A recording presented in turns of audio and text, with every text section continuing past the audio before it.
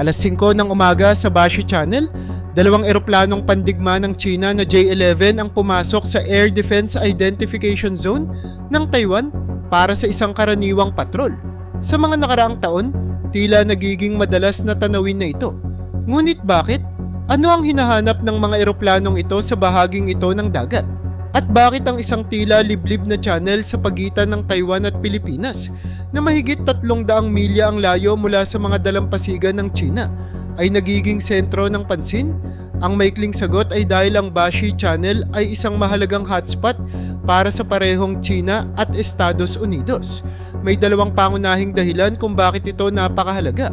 Una, kung sakaling magkaroon ng pagsalakay sa Taiwan, ang Bashi Channel ay magiging kritikal na punto ng operasyon. Ikalawa, ito ay isang mahalagang lokasyon para sa pagpapalakas ng presensya ng militar sa mga maritimong hangganan ng China. Bukod dito, ang Bashi Channel ay isang makitid na daanan na mahalaga para sa pandaigdigang kalakalan sa dagat at nagsisilbing ruta ng karamihan sa mga underwater internet cable na nag-uugnay sa Timog Silangang Asya, Timog Asya, Hilagang Amerika at Japan. Ang mga salik na ito ang dahilan kung bakit ang Bashi Channel ay isa sa mga pinakasentrong choke point sa rehiyong Indo-Pasipiko, katumbas ng Malacca at Taiwan Straits. Sa usapin ng alitan sa pagitan ng China at Amerika, ang kahalagahan ng Bashi Channel ay nahahati sa dalawang aspeto: ang posibleng pagsalakay sa Taiwan at ang pagpapakita ng puwersa sa South China Sea sa pagbalangkas ng mga estratehiya para sa posibleng pagsakop sa Taiwan.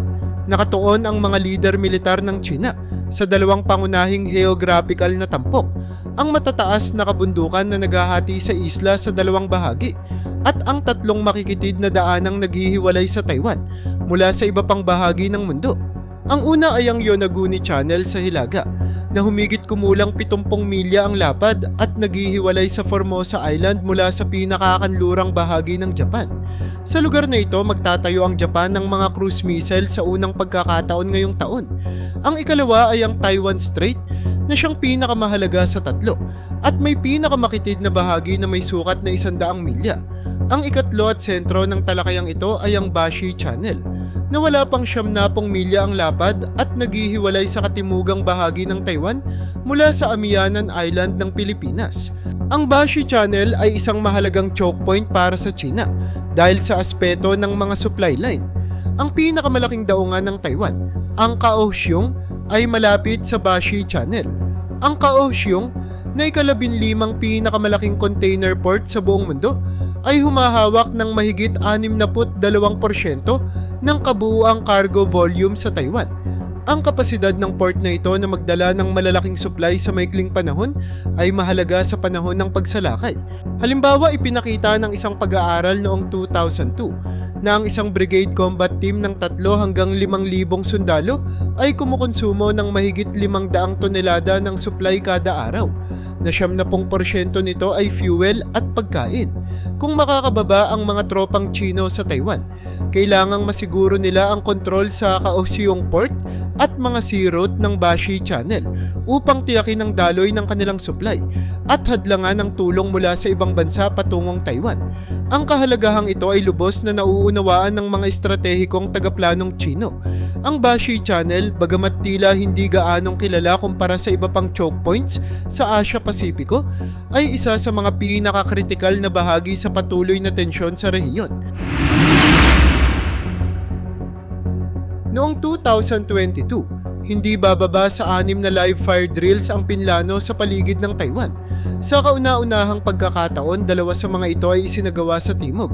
Ang pinakamalaki ay malapit sa baybayin ng Kaohsiung na tumawid din sa teritorial na tubig ng Taiwan. Isa pa ay isinagawa mismo sa Bashi Channel. Ang mga pagsasanay na ito ay isang mahalagang pagbabago mula sa mga drill noong 1995 hanggang 1996 na mas malapit sa dalampasigan ng China at hindi tumawid sa teritorial na tubig ng Taiwan. Ipinapakita ng mga drill na ito na hindi lamang ang mismong isla ng Taiwan ang mahalaga kundi pati na rin ang mga kipot sa hilaga at timog nito. Ang pagtatag at pamamahagi ng supply lines ay mahalagang aspeto sa kaso ng isang pagsalakay. Ito ang dahilan kung bakit madalas magpatrol ang mga sasakyang panghimpapawid ng PLA sa kipot ng Taiwan upang magsanay sa pagkilala at pagharap sa iba pang puwersa sa lugar. Ang Kaohsiung at ang Bashi Channel ay kasing halaga para sa mga komandanteng Tsino tulad ng sa mga Amerikano. Kung gagamitin ng China ang Kaohsiung bilang base para sa logistical operations sa isang pagsalakay, layunin naman ng Amerika na magbigay ng suporta sa depensa ng Taiwan mula sa mga pre-positioned bases nito sa Pilipinas at Japan. Sa kontekstong ito, nag-aalok ang Bashi Channel ng perpektong kondisyon upang pigilan ang akses mula sa Karagatang Pasipiko patungong South China Sea at kabaliktaran.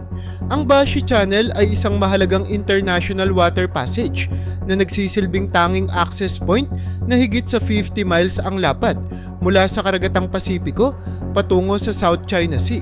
Malaki ang implikasyon nito para sa parehong Estados Unidos at China sa pagpapalawak ng kanilang puwersang militar sa rehiyon.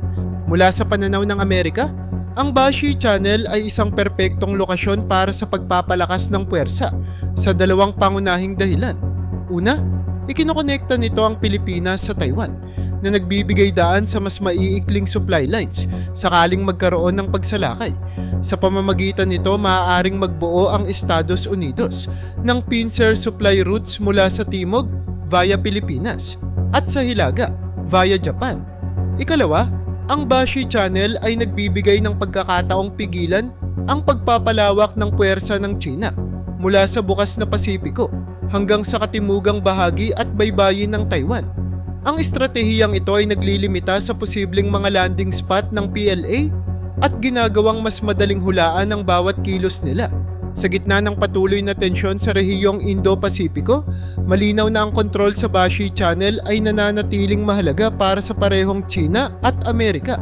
Ang estratehikong daanang ito ay hindi lamang simbolo ng lakas militar, kundi mahalaga rin sa geopolitical chessboard ng rehiyon. Ang pinakahuling balita tungkol sa 4 na bagong base militar ng Amerika sa hilagang bahagi ng Luzon ay higit na nagpapalakas sa kakayahan ng Amerika na magpatupad ng deterrence sa South China Sea, lalo na sa aspeto ng air superiority. Bagamat kayang panatilihin ng US Navy ang kanilang mga barko sa lugar sa loob ng ilang buwan, ang mga fighter jet na pang-air superiority ay may limitadong operasyon na tumatagal lamang ng ilang oras at nangangailangan ng malawak na pasilidad para sa maintenance. Dahil dito, kailangang sumama ang base sa mga sasakyang panghimpapawid tulad ng kaso ng mga aircraft carrier o kailangan ng land base na nasa loob ng operational range ng mga jet. Sa kontekstong ito, ang mga bagong base sa Hilagang Luzon ay napakahalaga upang makamit ang air superiority sa South China Sea. Noong Marso 2023, unang na-deploy ang mga F-22 sa Pilipinas, kung saan nagsagawa ang mga ito ng joint exercises kasama ang Philippine Air Force. Ang deployment na ito ay nagbigay ng walang kapantay na air coverage ng air superiority jets sa South China Sea, na dati ay madalas lamang bisitahin ng long-range surveillance aircraft tulad ng P-8 o Global Hawk. Ang pag-unlad na ito ay naglalayong lumikha ng air superiority deterrent, lalo na laban sa PLAF long-range bombers. Sa pananaw ng China, ang pagtatatag ng mga bagong base militar ng Amerika sa Pilipinas ay nagdudulot ng seryosong alalahanin sa dalawang pangunahing dahilan. Una, kailangang maglaan ng mas maraming resources ang mga tagaplanong Tsino sakaling magkaroon ng landing sa Taiwan at upang mapanatili ang kontrol sa Bashi Channel at South China Sea. Ikalawa, ang kalapitan ng mga base na ito ay nangangahulugang ang hindi lamang mga hilagang lungsod ng China, kundi pati na rin ang karamihan sa mga timog na lungsod ay nasa loob ng 600 milya mula sa mga base ng Amerika. Sa perspektibo ng estratehiya, ang kakulangan ng strategic space na madalas na binanggit ni Chairman Mao noong digmaang sibil ay malaking issue para sa China. Ang mga base ng Amerika sa South Korea at Japan ay wala pang 600 milya ang layo mula sa mga pangunahing lungsod tulad ng Beijing at Shanghai. Dati, ang South China Sea ay may tuturing na lawa ng China, kung saan hawak ng PLA ang kontrol sa hangin at dagat sa rehiyon. Gayunpaman, ang pagtatatag ng mga base ng Amerika sa Luzon ay lubos na nagbawas sa kanilang strategic space. Inilalagay sa panganib ang mga pangunahing economic at military hub tulad ng Shenzhen, Hong Kong at Xinjiang. Ang sitwasyong ito ay naglalagay sa karamihan ng populasyon at industriya ng China sa panganib na maabot ng Tomahawk missiles na lubos na nagpapabago sa balanse ng kapangyarihan sa rehiyon. Bukod pa rito, ang seguridad ng maritimong hangganan ng China ay lalo pang naging marupok dahil sa kakulangan ng access points na higit sa 200 milya patungo sa karagatang Pasipiko. Mula sa perspektibo ng China, ang First Island Chain ay isang malaking hamon kung saan mayroon lamang 6 na international water corridors, 4 sa Nansei Shoto at 2 sa hilaga at timog ng Taiwan. Sa 6 na ito, 2 lamang ang higit sa 50 miles ang lapad, ang Miyako Channel sa pagitan ng Miyako Island at Okinawa at ang Bashi Channel. Ang mga choke point na ito ay mahalaga upang mapanatili ang koneksyon ng dalampasigan ng China sa bukas na karagatan. Upang mas maunawaan ang estratehikong kalagayan ng China, maaari nating ihambing ito sa sitwasyong mas malapit sa perspektibo ng Amerika. Kung iisipin natin ang isang First Island Chain mula sa Yucatan Peninsula, sa Mexico hanggang sa Bahamas, ang isla ng Cuba ang maaaring Taiwan, at ang 2 kipot sa hilaga at timog nito ay maitutulad sa Yonaguni at Bashi Channel ayon sa pagkakabanggit. Kung sakali mang mag-deploy ang China ng 10,000 tropa doon, kasama ang stealth jets, destroyers, at long-range ballistic missiles na ilang daang milya lamang mula sa mainland ng Amerika, theoretical nitong maaring harangan ang mga sea lane routes mula sa Gulf of Mexico patungo sa karagatang Pasipiko at Atlantiko. Ang ganitong senaryo ay nagbibigay liwanag kung bakit kritikal ang kontrol sa mga choke points tulad ng Bashi Channel sa patuloy na geopolitical na tensyon sa rehiyon.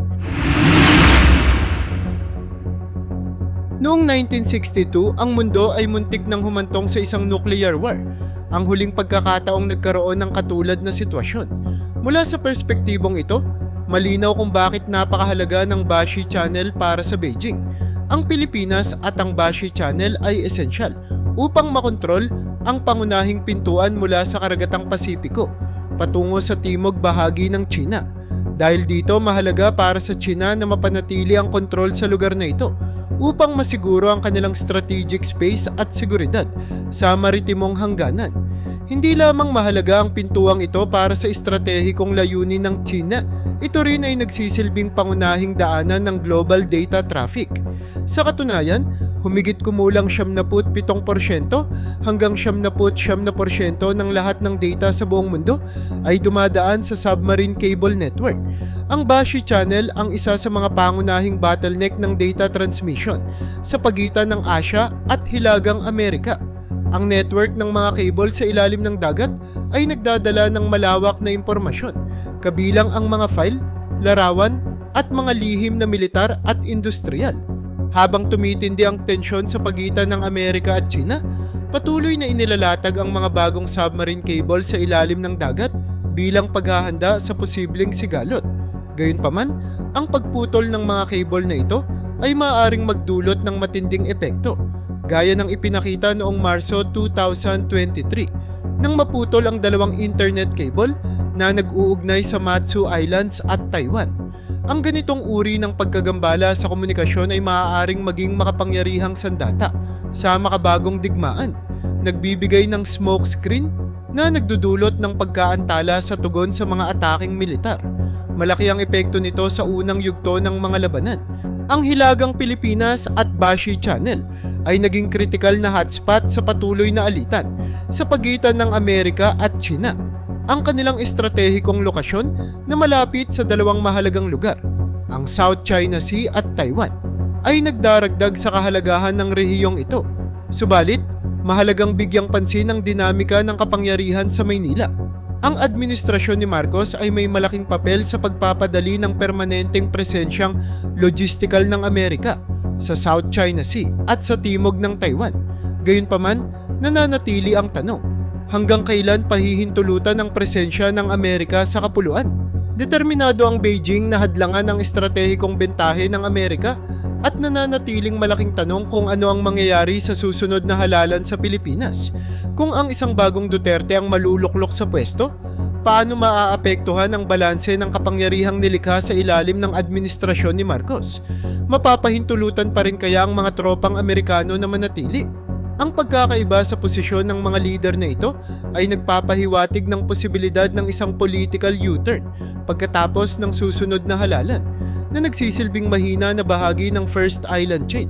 Gayunpaman, kahit anong pagbabago sa politika, ang heograpiya ay nananatiling palagi ang salik na maglalaro ng kritikal na papel sa alitan ng Amerika at China para sa maraming henerasyon. Ang Bashi Channel at Hilagang Pilipinas ay mananatiling mahalagang bahagi ng patuloy na tunggaliang ito ng kapangyarihan.